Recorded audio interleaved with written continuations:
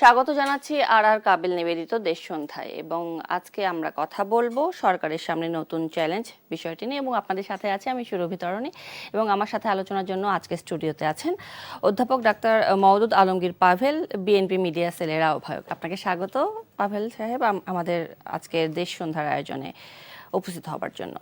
এবং আমরা কথা বলতে চাই প্রথমে দেশের যেই এখন একদম বর্তমান যেটা হচ্ছে প্রধান সমস্যা হয়ে দাঁড়িয়েছে সেটা হচ্ছে যে গত কয়েকদিন থেকে আমরা খেয়াল করছি যে হামের বেশ প্রকোপ দেখা যাচ্ছে এবং আমরা যদি দেখি যে এই মার্চ মাসে সম্ভবত, যদি আমি ভুল না করে থাকি, 22 জন শিশু হামের প্রাদুর্ভাবে মারা গিয়েছে, শুধুমাত্র এই মার্চ মাসের কথাটা বললাম। এবং আমাদের স্বাস্থ্যমন্ত্রী বকুল সাহেব একটা ইন্টারভিউ বলেছিলেন যে গত 8 বছর ধরে নাকি দেশে হামের টিকাই দেওয়া হচ্ছে না। তাহলে এই যে যদি 8 বছরের হিসাব আমরা করি তাহলে মোটামুটি 3 কোটির মতো শিশু এই টিকাটা পায়নি এবং এই যে শিশুগুলা দুর্বলতা নিয়ে বড় হবে, নানান ধরনের শারীরিক জটিলতা নিয়ে বড় হবে, আসলে তখন ভবিষ্যতে কি দাঁড়াবে? ধন্যবাদ। আমার মনে হয় যে একটা গুরুত্বপূর্ণ বিষয়, বিশেষ করে যারা শিশুদের অভিভাবক যারা আছেন তারা এই মুহূর্তে সবাই খুবই শঙ্কিত, কারণ তাদের অনেকের বাচ্চাদেরই কিন্তু এই ভ্যাকসিনেশন করার সুযোগ হয়নি বিভিন্ন কারণে। তো সেক্ষেত্রে এটা একটা চ্যালেঞ্জ, কারণ যেটা বলি আমরা, একটা ভ্যাকসিন খুবই জনপ্রিয় আছে, শিশুদেরকে দেওয়া হয়, অভিভাবকরা জানেন এটা, সেটা হচ্ছে এমআর ভ্যাকসিন, যেটাকে মিজাস অ্যান্ড রুবেলা ভ্যাকসিন বলে হয়। এটা দুটো ডোজ নিতে হয়, একটা হচ্ছে শিশুর বয়স যখন 9 বছর এবং শিশুর বয়স যখন 15 বছর, দুটো ডোজ। কিন্তু এবারের হামের একটা প্যাটার্নটা একটু ডিফারেন্ট আছে। ডিফারেন্ট এই অর্থে দুটো জিনিস লক্ষ্য করবার আছে, যে অনেক শিশু যাদের বয়স ঠিক 9 মাস হয়নি, সাধারণত 9 মাস আগে হয় না বলেই ওই ডোজটা 9 মাসের জন্য ফিক্স আপ করা হয়, তার আগে কিন্তু এই শিশুদের এই হামটা হচ্ছে এবং খুবই তার সাথে নিঃশ্বাসের যে কষ্টটা সেটা ব্যাপকভাবে বাড়ছে। এবং গত কয়েক বছরের প্রবণতা যদি লক্ষ্য করা যায়, যে যেখানে ঠিক জানুয়ারি থেকে মার্চ এই প্রথম প্রান্তিকের যে 3 মাস, সেই সময়টাতে সারা বছরে যতজন হামের ভ্যাকসিনের যত পেশেন্ট ভর্তি হয়েছে, তার বিপরীতে বছরে কিন্তু তার সংখ্যাটা অনেক অনেক অনেক বেশি। এটা একটা গবেষণা বিষয়, যারা এপিডেমিওলজি নিয়ে কাজ করেন তারা কিন্তু হয়তো এই তথ্যের উত্তরটা, প্রশ্নের উত্তর দিতে পারবেন যে কেন এটা হয়েছে। তবে হয়েছে, এটাই বাস্তবতা।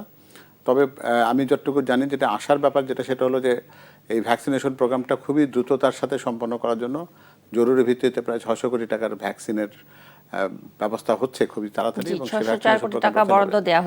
এই বরাদ্দটার প্রেক্ষিতে ভ্যাকসিনটা তো আসতে কিছু সময় লাগবে, কিন্তু বাট এটা পাওয়া যাবে। আর একটা দ্বিতীয় যে জিনিসটা করা হয়েছে সেটা হচ্ছে যে আমাদের দেশে কিন্তু এই ভ্যাকসিনটা উৎপন্ন হয়, কিন্তু যেহেতু এটা আমরা একটা প্রোগ্রামের মধ্যে থাকি, তো সেই প্রোগ্রামটা ধরেন ইউনিসেফ কিন্তু বিশ্ব স্বাস্থ্য সংস্থা তাদের তত্ত্বাবধানে এই প্রোগ্রামগুলো হয়, সুতরাং তাদের ভ্যাকসিনের একটা সার্টিফিকেশন দরকার হয়।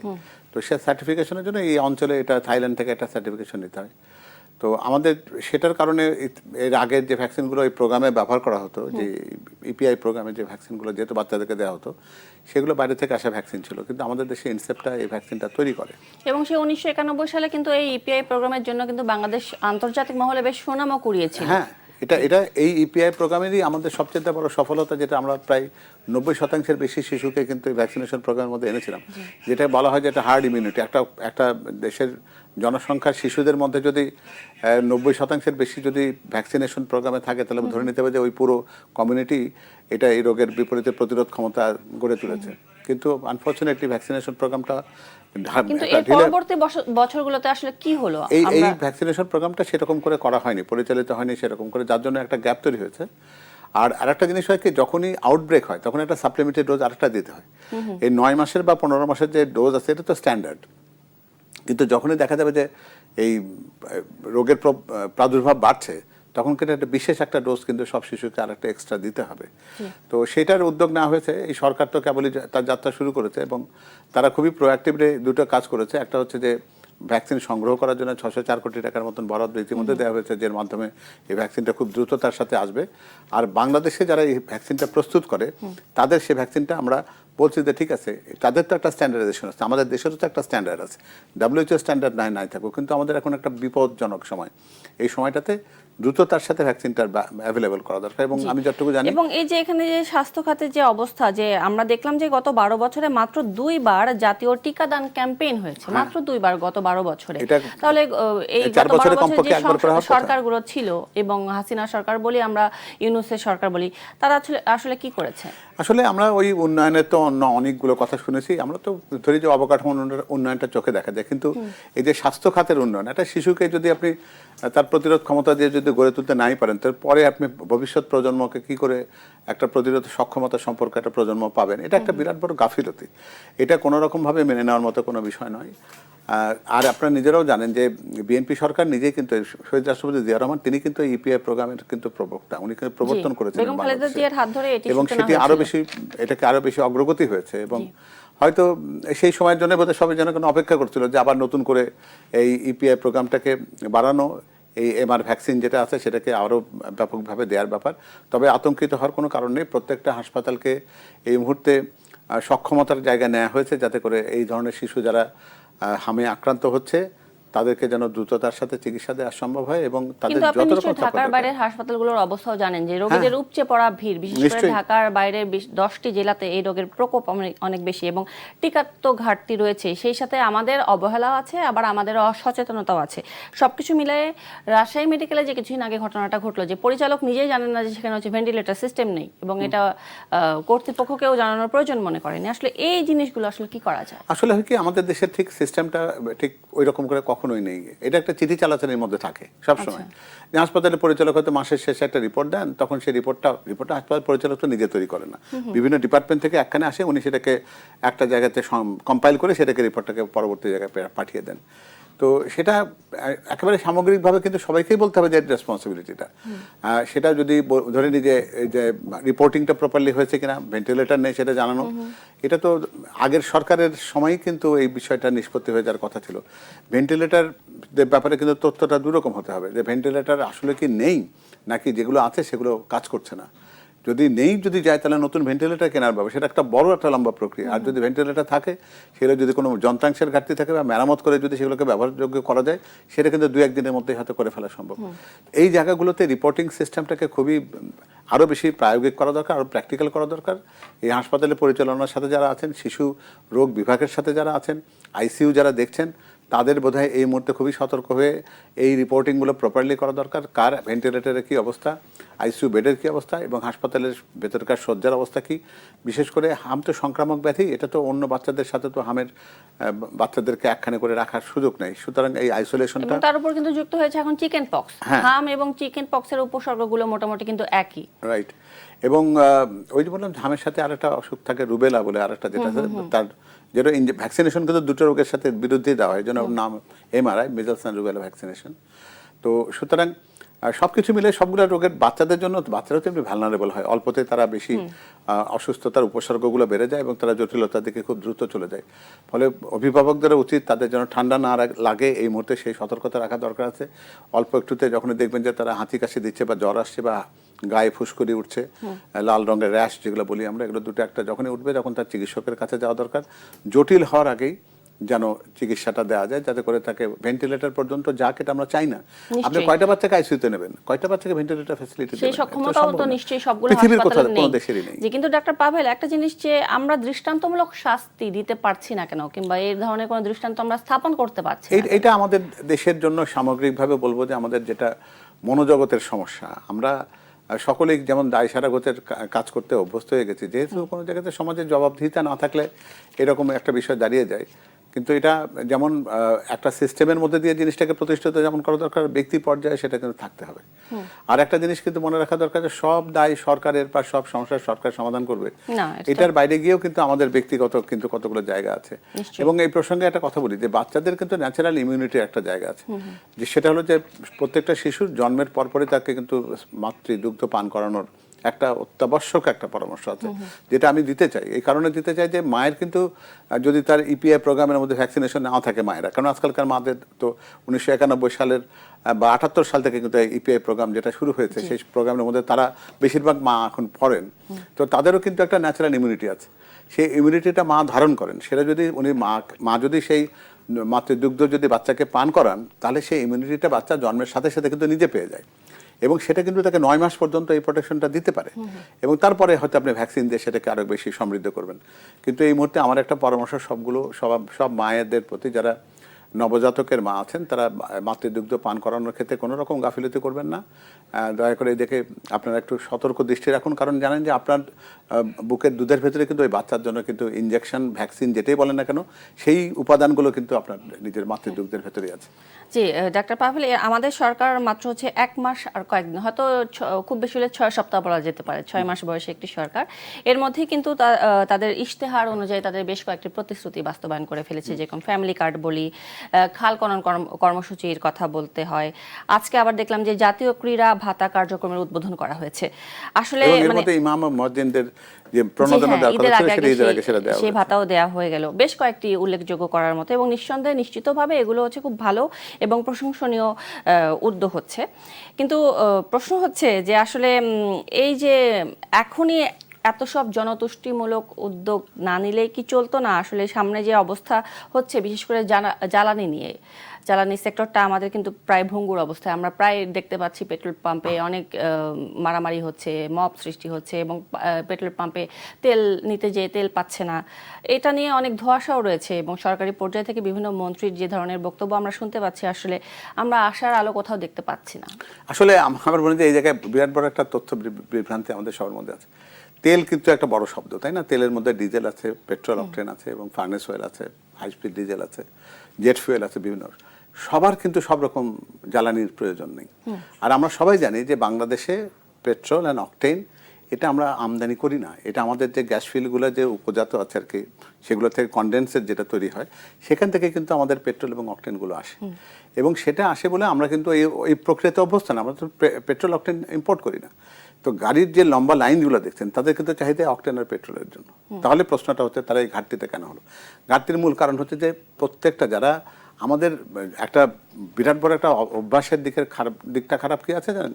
প্রত্যেকে কোনো একটা সংকটের সময় নিজের ব্যক্তিগত একটা অসৎ লাভ করার চেষ্টাটা করি। কিরকম?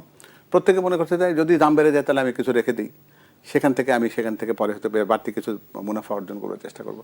আবার দেখেন, যারা সিএনজি বা এলপি দিয়েই মূলত তার গাড়িটা চালান, সেখানে এই জ্বালানি যেটা পেট্রোল বা অকটেন তার বেশি নেওয়ার প্রয়োজন কোনো সময় হয়নি। এই সময় দেখবেন প্রত্যেকে তার ট্যাঙ্কটা ভর্তি করছে, আবার অতিরিক্তটাও নিয়ে গিয়ে বাড়িতে জমা করছে। প্রত্যেকের বাড়ি এখন কিন্তু একটা পেট্রোল বোমা হয়ে গেছে। আপনি খোঁজ নিয়ে দেখবেন যে প্রত্যেকটা প্রত্যেকের বাড়িতে গ্যারাজে দেখবেন যে ওখানে তাদের যে তেল ধারণের পাত্র জারিকেন আছে, ওর মধ্যে কিন্তু তারা পেট্রোল রেখে দেন। তারা কিন্তু দুটো জিনিস জানেন না, যে এটা একটা পেট্রোল বোমা, যে কোনো সময় কিন্তু বিস্ফোরণ হতে পারে। মুখটা আটকে রাখছেন তো ভালো, কিন্তু এগুলো তো উদ্বায়ী গ্যাস, এগুলো পেট্রোলটা তো, এগুলো তো উদ্বায়ী জিনিস। এবং এটা যদি আপনি যে পরিমাণে রাখবেন, আপনি যদি 15 দিন পরে যান, দেখবেন যে ওখান থেকে 1 লিটার গায়েব হয়ে গেছে। অর্থাৎ যারা 10 লিটার এখন মনে করছেন যে মজুত করে রাখলেন, কিন্তু তার কিন্তু 10 লিটার থাকবে না। উনি দেখবেন যে কয়েকদিন পরে এখান থেকে কমে গিয়ে এটা 9 লিটারে পরিণত হয়েছে। ফলে লাভ কেউ করতে পারে না। কিন্তু এই যে প্যানিক বাইং বলছি আমরা, প্যানিকটা আমরা নিজেরা বাই করছি তো। আমরা তো নিজেরাও প্যানিক বাইং করছি, তাই না?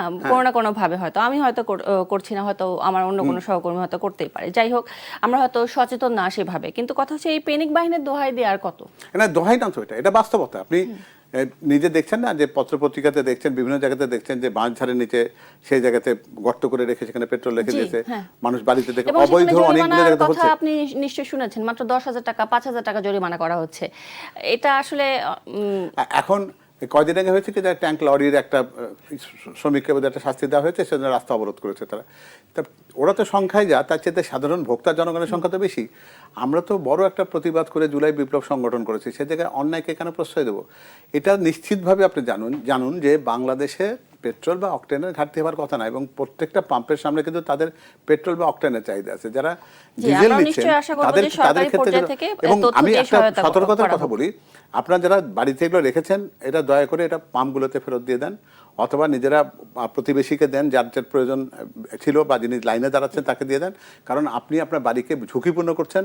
আপনার বাড়ি একটা পেট্রোল বোমার একটা আশঙ্কার জায়গাতে রয়ে গেছে, এটা বিস্ফোরণ হলে আপনার পুরো বাড়ি জি, কিন্তু মোট আগুন কথা লেগে হচ্ছে আমরা নষ্ট হতে সঠিক পারে। তথ্য জানি এবং সচেতন হই আমাদের এবং এটা মনে সচেতন রাখুন, হতে এখন হবে। যে সরকারের জন্য কিন্তু এই পেট্রোল বা অকটেন আমদানি করবার দরকার নেই। কেন এটা হচ্ছে, প্রতিদিন যে পরিমাণে গ্যাস উৎপন্ন হয় সেখান থেকে যে কনডেনসেট আসে সেটার সাথে একটা মিল আছে, তো সেটার সাথে সামঞ্জস্য রেখেই কিন্তু এই পেট্রোল পাম্পগুলোতে অকটেন আর পেট্রোলগুলো কিন্তু সরবরাহ করা হয়। আপনি জি। যদি অতিরিক্ত জি, নিয়ে ফেলেন তো ধন্যবাদ, গ্যাসের কনডেনসেট অধ্যাপক তো সেই ডাক্তার পরিমাণে পাভেল। তৈরি জি, হবে না। আপনি এর আগে জুলাই আন্দোলনের কথা বলছেন, আমি আসবো এই প্রসঙ্গে একটু কথা বলছিলাম যে আপনি এখানে আর কোনো কিছু যুক্ত করবেন আমার কিনা, মনে হয় যে, বিশেষ করে রাজনৈতিক প্রভাবিত যে সিন্ডিকেট গুলো রয়েছে এর ব্যাপারে আপনি কোনো কিছু যুক্ত করতে চান কিনা? আমি সিন্ডিকেট শব্দগুলোকে বারবার সামনে এনে ওদেরকে খুব বেশি গুরুত্ব দেওয়ার প্রয়োজন আছে মনে করি না। আমাদের জনগণ হচ্ছে সবচাইতে বড় এই জায়গায় স্টেক হোল্ডার, তাদেরই কিন্তু দায়িত্বটা সবচেয়ে বেশি। যেহেতু পেট্রোল এবং অকটেন আমাদের নিজের দেশে তৈরি হয়, এটাকে আমদানি করতে হয় না। আমরা আমাদের দেশের উৎপাদনের সাথে সাথে আমাদের চাহিদার একটা সামঞ্জস্য আছে বলেই তো আমাদের আমদানি করতে হয়নি এতদিন। কিন্তু আপনি যদি হঠাৎ করে যদি মজুদে চলে যান, আপনার প্রয়োজনের চেয়ে বেশি যদি সংরক্ষণ করেন, তাহলে প্রতিদিনের উৎপাদনের সাথে সেটা তো তাল মেলানো যাবে না। এই কাজটি না করে আমরা যেন নিজেদেরকে একটু সংযমী করি, যে যতটুকু প্রয়োজন সে ততটুকুই নিই। প্রত্যেকটা বাড়িকে এই পেট্রোল বোমা বানাবার কোনো প্রয়োজন নেই, এতে কোনো লাভ নেই। সরকার তো পেট্রোলের বা অকটেনের দাম বা কোনো জ্বালানির দামই বাড়িয়ে দেয়নি, বাড়ানো তো প্রশ্নই তাদের নেই, তারা এটা করতেও চায় না। সুতরাং ডাক্তার পাভেল, সরকার তো দাম বাড়ায়নি, সরকার কি চাইলে দাম কমাতে পারে? হ্যাঁ, ইচ্ছা করলে কমাতে পারে। অনেকগুলো দেশে কিন্তু এটা ভারতে বোধহয় তার ট্যাক্সের জায়গাটাকে কমিয়ে দাম কিন্তু কমিয়েছে। আমার মনে হয় যে সেরকম সিদ্ধান্ত নিলে একটা জিনিস হবে কি, যে এই বার্তাটা যাবে যারা অধিক লাভের আশায় যারা এই সমস্ত কাজ করছে, তারা অন্তত বুঝবে যে সরকারের তো দাম বাড়াবার কোনো ইচ্ছা নেই, বরং দাম কমিয়ে দিতে পারে। তখন আর এই মজুতদারির প্রবণতাটা তার থাকবে না। তবে তারপর আমার মনে হয় যে যেহেতু দাম বাড়ছে না, প্রত্যেকেরই উচিত হবে এই অতিরিক্ত সংরক্ষণ বা এই মজুতদারির দিকে না যাওয়া। যার দরকার যতটুকুই আমরা নিই। এই পেট্রোল বা অকটেন নিয়ে আমাদের অন্তত এই ইরান যুদ্ধ কিংবা হরমুজ প্রণালী এই পেট্রোল অকটেনের সংকটের সাথে কোনো রকমভাবে জড়িত হবে না। আমরা যদি নিজেদের ভেতরে এই সংযমটুকু রাখি, তাহলে এটি কোনো সমস্যা নয়। জি, নিশ্চয়ই, ধন্যবাদ আপনাকে। এই পর্যায়ে আমি একটু গতকালকে সংসদ অধিবেশনের একটি কার্যক্রমের একটি অংশ নিয়ে আপনার সাথে কথা বলতে চাই। বিশেষ করে আপনার মতামত জানতে চাই। সেটি হচ্ছে যে বিরোধী দলীয় চিফ হুইপ ও এনসিপির আহ্বায়ক মেহেদী ইসলাম গতকালকে বলেছিলেন যে সংসদের কার্যক্রম দেখে মনে হচ্ছে কিভাবে এই সংসদ গঠিত হয়েছে তা সবাই ভুলে যাচ্ছেন। সংসদ নির্বাচনের পাশাপাশি গণভোটও হয়েছিল, কিন্তু এখন কার্যক্রম দেখলে মনে হয় এ ধরনের কিছুই হয়নি। এটা নিয়ে আসলে আপনি কি মন্তব্য করতে চান? এটা উনি একটা বিরোধী দলের সংসদে সবসময় চেষ্টাটা থাকে কি, যে তারা সংসদে তাদের উপস্থিতিটা সবসময় জানান দিতে চান। এটা পৃথিবীর সব জায়গাতেই সংসদের ভেতরে একটা চেষ্টা আছে, কারণ সরকারি দলের সদস্য সংখ্যা বেশি হলেও তারা তো সবাই কথা বলার সুযোগ পান না। কিন্তু বিরোধী দলের সবাই মনে করেন যে তারা কথা বলার অধিকারটা তাদের বোধহয় তুলনামূলকভাবে বেশি, এবং স্পিকাররা সেই সুযোগটা তাদেরকে দেন। কিন্তু প্রত্যেকেরই তার সুযোগটার কিন্তু সদ্ব্যবহার করা দরকার। শুধু শুধু একটা ইস্যু তৈরি করবার জন্য এটা করার প্রয়োজন নেই। এক্ষেত্রে যে জুলাই সনদ এবং সংবিধান সংস্কার নিয়ে যে হচ্ছে এত কথাবার্তা হচ্ছে, এটি নিয়ে আপনি আসলে কি বলতে চান? সংবিধান সংস্কার পরিষদ বলে তারা একটা নতুন শব্দকে সংযুক্ত করছেন। আমরা সাধারণ মানুষ তো, তারা কিন্তু এই সমস্ত সংস্কার পরিষদ বা সংস্কার কমিশন এগুলো কিন্তু তারা কিন্তু বিরক্ত। 8টি মাস তারা দেখেছে যে প্রতিদিন সংবিধান সংবিধান সংস্কার সংস্কার, একেবারে কথা শুনতে শুনতে তাদের কান ঝালাপালা হয়ে গেছে, যে এক কক্ষ দ্বি কক্ষ এই সমস্ত বিভিন্ন রকম কথা তারা শুনেছেন। মূল কথা হচ্ছে কি, যে আমরা কি চাই, সাধারণ জনগণের চাওয়া হচ্ছে এই জুলাই অভ্যুত্থানের স্পিরিটের কথা তো উনি বলছেন, বিরোধী দলের চিফ হুইপ। সেখানে কি চাওয়া আছে? চাওয়া হচ্ছে জনগণ ফ্যাসিবাদের পুনরুত্থান চায় না, জনগণ কোনো স্বৈরাচারী সরকার ব্যবস্থাপনা চান না। আমাদের দেশের নারীরা চান তাদের স্বাধীনভাবে চলাফেরা করা এবং নিরাপত্তা শারীরিক মানসিক সব রকম জায়গা দিয়ে। আইনের শাসন চাই, ছাত্রছাত্রীরা পড়াশোনার একটা যোগ্য পরিবেশ চায়, উপযুক্ত পরিবেশ চায়, এবং তারা তাদের যোগ্যতার ভিত্তিতে তারা কর্মসংস্থান চায়। এবং প্রত্যেকটা জায়গায় মানুষ দ্রব্যমূল্যের একটা সহনশীল জায়গা চাই, আইনের শাসন চাই, বিচার ব্যবস্থাতে আমরা যেন বলতে পারি বা প্রশাসনের জায়গায় যে বলতে পারি যে এই বাংলাদেশের প্রকৃত মালিকানা জনগণের, তারা সেবক, তারা সেবা দেবেন, এবং এক্ষেত্রে বাড়তি কোনো পয়সা তাদেরকে দিতে হবে না। আমরা পরিবেশটাকে উন্নত চাই, এই বাংলাদেশকে স্থিতিশীল দেখতে চাই, সার্বভৌম দেখতে চাই, স্বাধীন দেখতে চাই, আগামী অনাগত প্রজন্ম পর্যন্ত বাংলাদেশের নিরাপত্তা চাই। এই তো কথা। এটা করতে গেলে তো আমাদের এই সমস্ত লিপ সার্ভিস দিয়ে লাভ নেই। মুলতবি প্রস্তাব তো এটা সমাধান না। সমাধান হচ্ছে যে এই কথাগুলোকে সংবিধানে সন্নিবেশিত করতে হবে, যে সংবিধান অসংখ্য কাটাছেড়াতে একটা প্রকৃতপক্ষে জন আকাঙ্ক্ষাকে ধারণ করার ব্যর্থতার জায়গায় পৌঁছে গেছে। স্বাধীনতার ঘোষণা থেকে শুরু করে সব জায়গাতে ব্যক্তিগত সমস্ত কিছু এখানে জুড়ে দেওয়ার চেষ্টা হয়েছে। সেগুলো থেকে মুক্ত হতে গেলে সংবিধানটাকে সংস্কার করতে হবে। তারা বরং প্রস্তাব করুক যে অতি দ্রুত সংবিধানটা সংস্কার করা দরকার। ঐক্যমত্যের ভিত্তিতে যে ব্যাপারগুলো আমরা গ্রহণ করে নিয়েছি এই সংশোধন করবার যে জায়গাগুলো আছে, সেখানে আমরা অতি দ্রুত একটা কমিটির মাধ্যমে প্রস্তাবনাগুলোকে বিচার বিবেচনা করে একটা খসড়া প্রস্তাব এই সংসদে আনি, সেখানে দফাওয়ারি আলোচনা হোক। এই আলোচনার প্রেক্ষিতে আমরা যে যে অনুচ্ছেদগুলোকে গ্রহণ করছি সেই গ্রহণ করা সেই সমস্ত অনুচ্ছেদগুলোকে নিয়ে একটা পরিবর্তিত একটা সংবিধান জনগণের সামনে উপস্থাপিত হোক এবং সেটা গৃহীত হোক এবং আমরা একটা নতুন যাত্রা শুরু করি। এখানে মুলতবি প্রস্তাবে 2 ঘন্টা এটা নিয়ে আলোচনা করে এই সমস্যার সমাধান আমি করতে পারবো না। দিন শেষে সময় ক্ষেপণের চাইতে বরং আসল কাজের দিকে মনোনিবেশ করা দরকার, যেটা এই সংবিধানে আমাদের ইচ্ছার প্রতিফলনের অংশগুলো যেন সংযুক্ত হতে পারে। নিশ্চয়ই, একেবারেই পরিষ্কার অধ্যাপক ডক্টর পাভেল। আমি আবারও ফিরে আসবো আপনার কাছে এবং আমরা ফেব্রুয়ারিতে আমরা আসলে সিপিডির এক আলোচনায় বলা হয়েছিল যে সরকারের পক্ষ থেকে বলা হয়েছিল যে 180 দিনের কর্মপরিকল্পনা ঘোষণা করা হবে এবং এতে এও বলা ছিল যে কর্মপরিকল্পনার অংশ হিসেবে কোনো আর্থিক সিদ্ধান্ত নেওয়ার ক্ষেত্রে তাড়াহুড়ো না করে ধৈর্য ধারণ করতে। আসলে আমরা এই 6 মাসে কি সেই ধৈর্য ধারণ করতে পারলাম কিনা? অ্যাকচুয়ালি কেবল তো আমি বলবো যে ফেব্রুয়ারির সেই সময়সীমার সাথে বর্তমানের প্রেক্ষাপটের পরিবর্তনের কিছু জায়গা আছে, এটা তো আমাদেরকে বুঝতে হবে। সেটা হচ্ছে যে ভূ রাজনীতির একটা বিরাট বড় বিষয় ছিল যেটা আমাদের ফোরকাস্টে ছিল না, সেটা তো আপনাকে বিবেচনাতে নিতে হবে। এবং সেটা এমন নয় যে সেটার সাথে আমাদের কর্মপরিকল্পনা একেবারে পরিপূর্ণ কাটছাট হয়ে অন্য জায়গায় যাবে, তা না। কর্মপরিকল্পনার যে আদর্শিক যেটা জায়গা আছে সেটা অক্ষুণ্ণ অব্যাহত থাকবে, কিন্তু তার সাথে যে উপসাগরীয় যুদ্ধ যেটা অনভিপ্রেত একটা ব্যাপার এবং একই সাথে তার সাথে জ্বালানি সংকট বিশ্বব্যাপী যেটা তৈরি হয়েছে সেটার সাথে ম্যাচ করে আমাদের এই কর্মপরিকল্পনার যে অংশটুকু মানে কমিটেড, যেমন আপনি নিজেও লক্ষ্য করবেন যে এটা কিন্তু কোনোটাই বন্ধ নেই। এবং আজকেও যেটা হয়েছে যে ক্রীড়াবিদদের জন্য যে প্রণোদনার যে ব্যাপারটা ছিল মাননীয় প্রধানমন্ত্রী সেটাও কন্টিনিউ করছেন। হামের প্রাদুর্ভাব হয়েছে যেটা, সেটাও সরকার তার সাধ্যমতো মোকাবিলা করার চেষ্টা করছে। জ্বালানি সংকট নিয়ে যে অবস্থাটা তৈরি হয়েছে তার বিকল্প জ্বালানি সূত্র অনুসন্ধান, ম্যানেজমেন্টের ব্যাপারটাকে দেখা, সেই জায়গাতে খবরদারি নজরদারি রাখা, সব কিছু দিক দিয়ে কিন্তু একটা চেষ্টার জায়গা আছে সেটা সব কিছু। এবং যেটা সবাই মনে করছিল যে এই সংকটকালীন সময় পৃথিবীর অনেক দেশে তো জ্বালানির দাম বাড়িয়েছে, যে বাংলাদেশ বোধহয় এটা করে ফেলবে। বাংলাদেশ খুব সতর্কভাবে সেটা অ্যাভয়েড করেছে এবং তারা সেটা করেনি। তো আমার মনে হয় কি যে মাননীয় প্রধানমন্ত্রী সবগুলো জায়গাতে খুবই, কিন্তু অন্য জায়গায় হলে হয়তো দেখা যেত যে তারা বক্তৃতা বিবৃতিতে এটাকে একটা ইস্যু দাঁড় করাতো যে আর কিছুই হবে না, জ্বালানি সংকট তৈরি হয়েছে, এটাকে একটা বিরাট বড় একটা ঢাল হিসেবে ব্যবহার করার চেষ্টা হতো। একটা সরকার তো সংকট মোকাবেলার মধ্যে দিয়ে তার সক্ষমতা প্রদর্শন করবে, তাই না? একেবারে স্মুথ, একেবারে নির্ঝঞ্ঝাট সময়কাল যে সবসময় আসবে এমন তো না, এটা তো হতেই অনেক সময় তো হতে পারে যে এরকম। তো সেইটা প্রস্তুতি থাকে বলে একজন কিন্তু রাষ্ট্রনায়ক হন, যে দেশ পরিচালনার দায়িত্ব যারা পান তারা কিন্তু এই সংকট মোকাবেলার একটা প্রশিক্ষণ তাদের ভেতরে অন্তর্নিহিতভাবে এটা থাকে, এটা সৃষ্টিকর্তা দেন বলে তারা কিন্তু এই দায়িত্বের কাছে আসতে পারে। জি নিশ্চয়ই।